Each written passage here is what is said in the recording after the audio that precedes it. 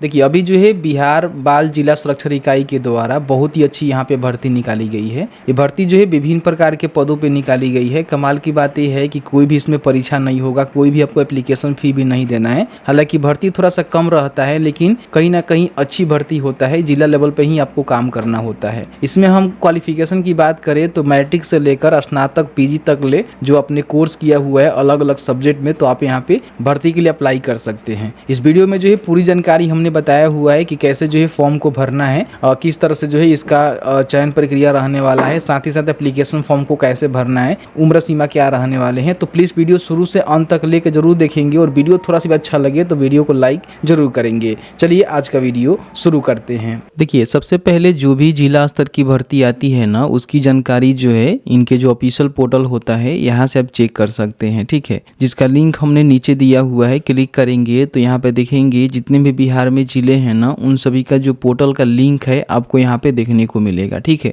जैसे कि मान लीजिए आपको जो है अरवल का भर्ती निकालना है तो इस पर आपको क्लिक करना है और क्लिक करने के बाद यहाँ पे देखेंगे तो आपको जो है एक नोटिस का बटन देखने को मिलता है। नहीं मिलेगा तो मोर के बटन पे क्लिक करिएगा तो यहाँ पे नोटिस का बटन मिलेगा। यहाँ पे देखेंगे रिक्रूटमेंट का बटन मिलेगा। ठीक है, इस पे क्लिक करेंगे तो जो भी फिलहाल भर्ती आपके जिले में निकाली गई है उसकी पूरी जानकारी यहाँ पे आपको देखने को मिल जाएगा। ठीक है, तो इस तरह से जो भी भर्ती की जानकारी है यहाँ पे चेकआउट कर सकते हैं। तो आप अपने जिले की भर्ती को चेक कर लीजिएगा। ठीक है, अब यहाँ पे जो भर्ती निकाली गई है ना, सुपौल जिलों से निकाली गई है। तो ऐसा नहीं है कि यहाँ पे जो सुपौल के हैं वही फॉर्म को भरेंगे। हम बताएंगे कि अगर आप अदर जिले से हैं तो इसमें फॉर्म भरेंगे कि नहीं भरेंगे, उसकी भी जानकारी हमने कवर किया हुआ है। साथ ही साथ अपने जिले की जानकारी जो है IPRD से भी चेक कर सकते हैं। यहाँ पे टाइप में आप सिलेक्ट करके जो भी डेट है उस डेट को सिलेक्शन करेंगे, कौन से डेट से लेकर जो है कौन से डेट के बीच में भर्ती की जानकारी देखना चाहते हैं। और यहाँ पे आपको जो है रिक्रूटमेंट का सिलेक्शन करके सर्च के बटन पर क्लिक करना होगा तो आपके जिले में जो भी रिसेंट में भर्ती आई है उसकी जानकारी यहाँ पे आपको देखने को मिल जाएगा, जिसको आप यहाँ से चेकआउट कर सकते हैं। सुपौल से जो भर्ती निकाली गई है इसमें देखेंगे तो बताया गया है कि जो भी यहाँ पे बालिका गृह बनाया गया है यूनिट 1 और यूनिट 2 सुपौल में, इसमें ही आपका जो भर्ती है ना मानदेय के आधार पे और संविदा के आधार पे आपका भर्ती यहाँ पे होने वाली है। ठीक है, इसमें देखेंगे तो कई प्रकार के जो है अलग अलग पोस्ट रखे गए हैं। लगभग देखेंगे तो 15 प्रकार का जो है अलग अलग पोस्ट रखे गए हैं, जिसमें आपका 9,930 रुपये से सैलरी स्टार्टिंग है। और देखेंगे तो अच्छा खासा यहाँ पे आपका जो सैलरी है वो आपको मिलने वाला है। ठीक है, तो सबसे जो पहला इसमें भर्ती है देखेंगे तो यहाँ पे ऑफिस इंचार्ज का भर्ती है। एक पदों पे आपका जो भर्ती है होने वाला है यूनिट 1 में, और यूनिट 2 में भी एक पदों पे भर्ती होगा। 2 पदों पे आपका भर्ती होने वाला है, जिसमें ईआर का एक पोस्ट रहेगा, EBC का एक पोस्ट रहेगा।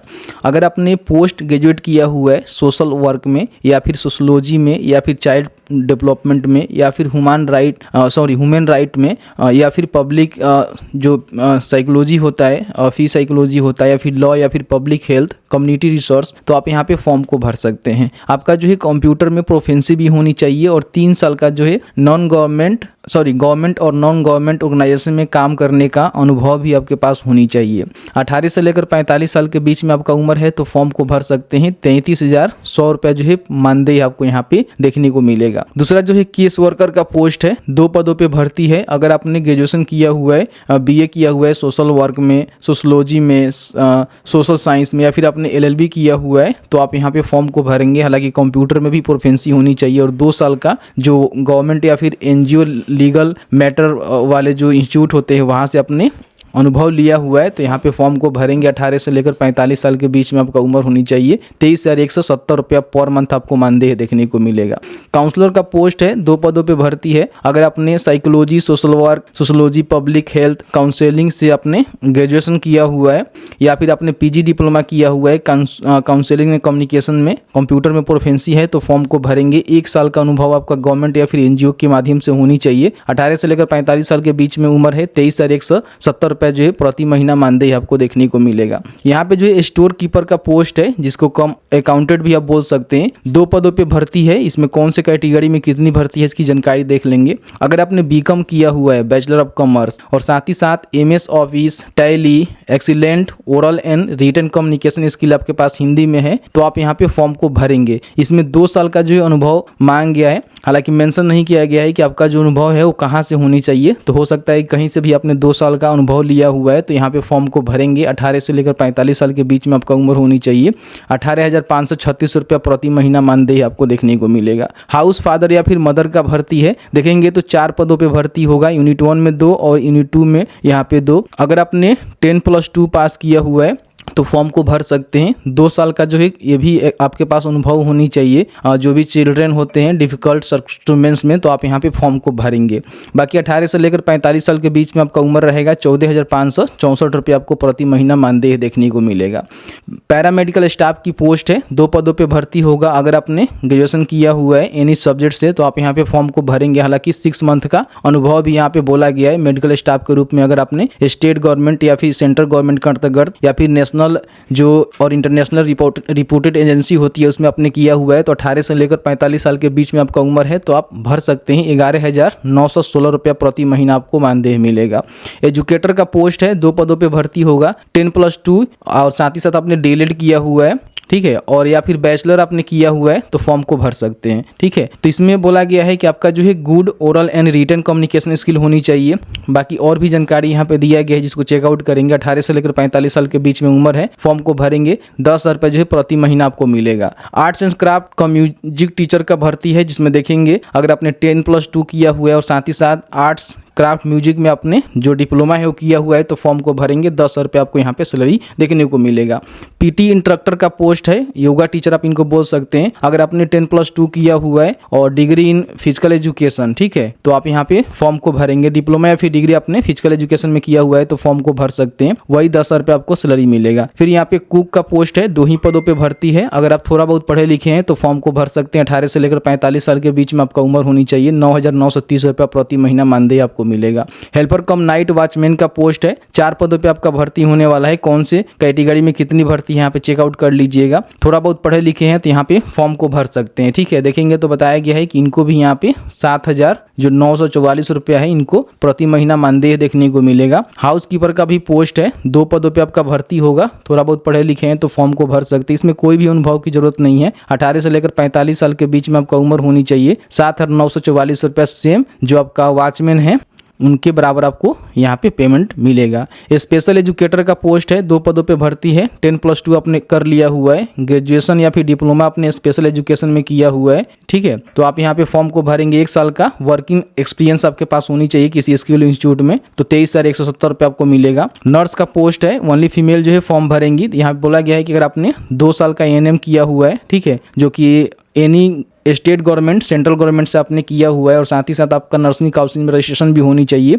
ठीक है, तो यहाँ पे 1 साल का अनुभव आपके पास है किसी भी क्लिनिक या हॉस्पिटल में काम करने का, तो आप यहाँ पे फॉर्म को भरेंगी। 13,240 रुपये यहाँ पे आपको प्रति महीना जो है मानदेय देखने को मिलेगा। ठीक है, उसके बाद यहाँ पे केयर टेकर का पोस्ट है, इसको वोकेशनल इंस्ट्रक्टर भी बोल सकते हैं। 2 पदों पे भर्ती है। मैट्रिक आपने पास किया हुआ है तो आप यहाँ पे फॉर्म को भर सकते हैं। 9,930 रुपया प्रति महीना यहाँ पे आपको मानदेय देखने को मिलेगा। ठीक है, अब इसका जो आवेदन है ना पूरी तरह से आपको ऑफलाइन जो आवेदन है वो करने हैं। तो आवेदन सबसे पहले बता देते हैं कि इसका जो फॉर्म है वो कहाँ मिलेगा और फॉर्म को कैसे भरना है और फॉर्म को भरने के बाद कैसे जो इसको जमा करना है। ठीक है, तो इसके लिए क्या करेंगे कि यहाँ पे हमने जो भी आपको वेबसाइट का लिंक दिया हुआ है, तो सबसे पहले सुपौल से भर्ती निकल के आई हुई है, तो जो भी सुपौल का ऑफिशियल पोर्टल है ना उसको यहाँ पे आपको ओपन करना है। ठीक है, तो यहाँ पे सुपौल का हम पोर्टल को ओपन करेंगे। यहाँ पे देखेंगे एक नोटिस का बटन मिलेगा, रिक्रूटमेंट का बटन मिलेगा, इस पे हम क्लिक करेंगे तो यहाँ पे देखेंगे district child protection unit Supaul के द्वारा जो भर्ती आई हुई है, इसका नोटिफिकेशन आप यहाँ से डाउनलोड कर सकते हैं, जो कि मैंने आपको सभी इंफॉर्मेशन बताया। यहाँ पे एप्लीकेशन का जो फॉर्मेट है वो आपको देखने को मिलेगा।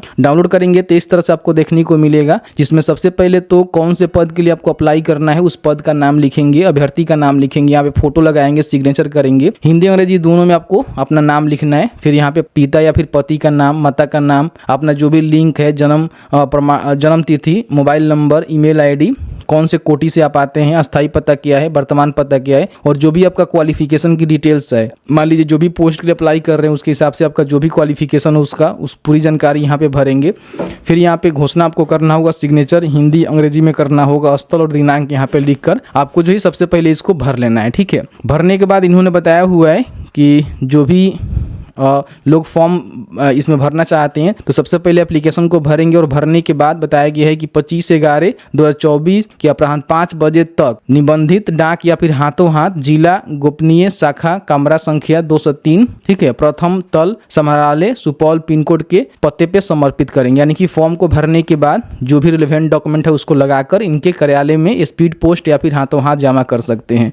डॉक्यूमेंट की हम बात करें तो आपका एप्लीकेशन का फॉर्मेट रहेगा, उसके बाद शैक्षणिक योग्यता प्रमाण पत्र, अनुभव प्रमाण पत्र, जाति प्रमाण पत्र, आवासीय प्रमाण पत्र की सभी आपको डॉक्यूमेंट जो है लगानी होगी। ध्यान रखिएगा जो भी डॉक्यूमेंट लगाइएगा सेल्फ पे जो है सेल्फ अटेस्टेड आपका होनी चाहिए। और लिफाफा के ऊपर आपको 25 रुपये का जो डाक और टिकट होता है वो भी आपको यहाँ पे लगाना होगा, ठीक है। 2 यहाँ पे लिफाफा आपको देना होगा, उसके अंदर जो इन्वॉल्व होगा उसके अंदर छोटा वाला लिफाफा आता है वो भर के उसको खाली जो है उसके अंदर डाल के भेजना होता है, ठीक है।